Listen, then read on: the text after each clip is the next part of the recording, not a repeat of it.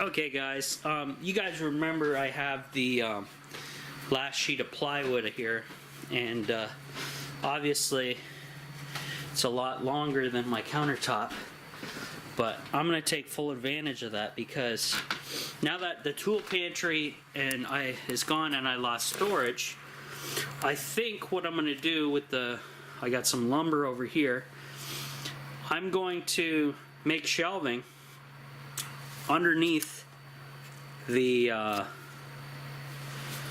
countertop here, guys. Have some shelves, like maybe something down here and another one, depending on how much material I can pull off of this plywood, and then that will give me a ton of storage space under here. And then by the looks of this thing,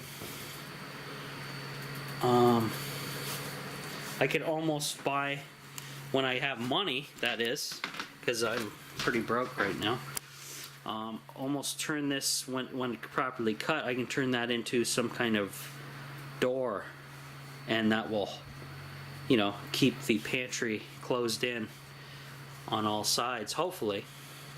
And then I can pull the cooler and stuff out of there, obviously, but I think I'm going to make that a spring, summer project this year. Use the plywood to make a nice storage, have a bunch of vertical storage instead of just leaving the, leaving that space to do nothing, basically. I'm going to build a bunch of, a couple shelves anyway. I want them pretty tall, so, and I don't really want anything on the ground per se. A shelf, I don't want a shelf that low, but I can have one right where that 2x4 is and go across maybe, and then have one about halfway up again right there, and that should be enough vertical space there. I can store a ton of stuff, and the countertop is quite long, so that is going to be, I think, an awesome storage, and that way it'll be a good use of my plywood left over, because vertical storage is pretty important in the tiny house, guys. And I need to definitely work back here some more, so we'll see you guys in a bit. Alrighty guys, I'm trying to move some stuff. I don't have anything really, because the problem with this spray foam insulation, for whatever chemical they use, tapes and adhesives do not stick to it. So I can't just tape the survival blanket to it. I gotta figure out a way to, I almost need to buy 1x2s and go from wall to wall, get 3 1x2s and just put them across. Obviously I gotta cut the 1x2s, but that's the way it is. So since I'm kind of deterred from that right now, I'm gonna take some, these are tea candles, and somebody was asking me about the best way to use the clay pot heater. Now, what I have here is just some wax from other candles that were placed in this ceramic bowl here. So what I'm going to do is, let's set you guys down so you can maybe see. This is only a 16 pack. But what I'm going to do is pull out a tea candle, guys, just to show you how I'm going to make a better clay pot heater. You take here's your little tea candle, pull the metal plate off, and you can discard this. And what you want to do then is place them all the way around on this terracotta pot. Fill this thing up with these tea candles. That way, when you use a terracotta pot with one of these clay bases, you have way more than 4 hours of burn time, and it will basically heat your space up all night. So I'm gonna quickly put a bunch of tea candles onto that plate now that the fireplace is warming up. And as they melt, they'll all merge together. And there's, I'm gonna have a bunch of little tin little trash things. Come on, you. This one's stuck. Oh, no wonder the metal's folded over on the edges. A little harder to get out. There we go. So, I've never done this with this many tea candles before, so we'll see if I have way too many. Though, the nice thing is, have quite a nice large area of wax. We'll find out. And then I'll show you guys the, when that thing starts really heating up, how this thing will work out for us.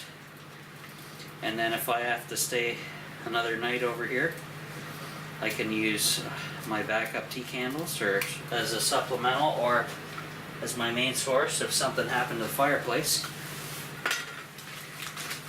And just keep it closer to the bed, near the door.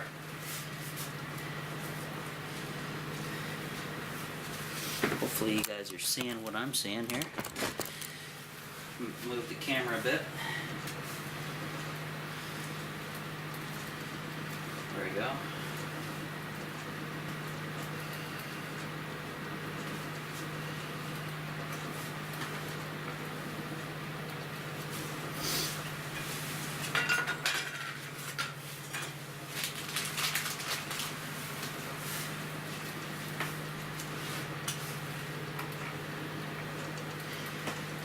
And you just want to make sure the wicks are pointing straight up into the air.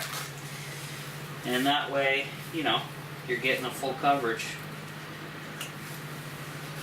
When this thing melts, the wick should stay pointing straight up. And then you won't have issues later on. Because you need the ability to light the wicks. You can't have them just... can't be looking for them after the fact. There we go. I almost have the entire pack of 16 in there. I can probably fit about 4 more. And then that should do her. It won't allow me to fit any more in there. Actually 3. So 1 more.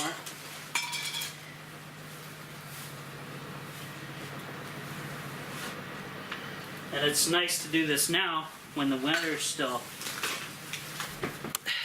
cool. So basically, I just spread them out along here, guys. And as the fireplace continues, eventually it will liquefy the wax and make one big wax ball with a bunch of wicks inside. So I guess the theory is if you multiply that each one by 4 hours, which I don't really think they use. They're not really there for 4 hours. See, they're starting to melt right there if I zoom in. There we go. And to make things better too, I need to reverse my clay pot. So these 2 will be put back down on top of this one, giving it a bigger width or more area, because I tried this like I said in my previous videos and yeah, not gonna happen. So I can see the heat on the wall here. I don't know if you can, the camera will pick that up. Can you guys see that heat? I can see heat waves there.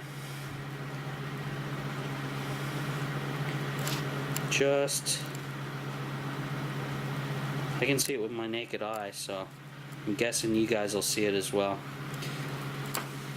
So that's probably the heat getting turbulated around because of the fan, and it's kind of swirling around this area, which is okay.